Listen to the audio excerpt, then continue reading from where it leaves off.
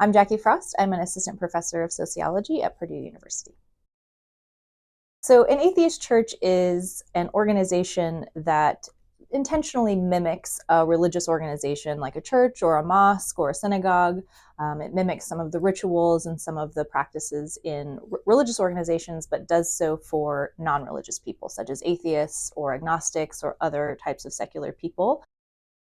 One of the main reasons I think we're seeing a lot of atheist churches today is because we're seeing a rise in the number of non-religious people more generally. So in the early 1990s, about 5% of Americans identified as non-religious. So that could be as atheist or as agnostic or just as non-religious. But today we see about 30% of Americans identify as non-religious. And so as a result, this growing sort of non-religious population is seeking out ways to get involved in their community, ways to affirm their identities or develop these new identities with like-minded people. And so I think that's one of the major reasons we're seeing, we have this long history in the United States of secular church organizations, even dating back to the 1800s. But today we're seeing a decent rise in the number of them because of that. Non-religious people are mimicking the church model because it's one of the most common forms of community in the United States. And so I've interviewed a lot of non-religious people who will say, well, I just don't really know how else we would do this. Like, this is how I know how to, create community. This is how this structure seems to work. So we might as well just mimic, borrow the parts of church that we think are useful and then get rid of the parts that we don't think are useful. And so they're sort of mimicking religious organizations for that reason as well.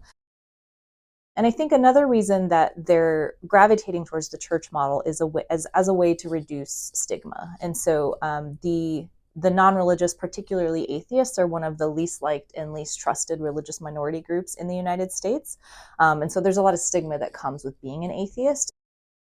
By creating a church model, some non-religious people see that as a way to sort of show religious Americans that they're similar, right? They're interested in forming communities. They're interested in celebrating their morals and values as non-religious people. And in particular, churches in the United States are one of the most common gateways into volunteerism, into community engagement.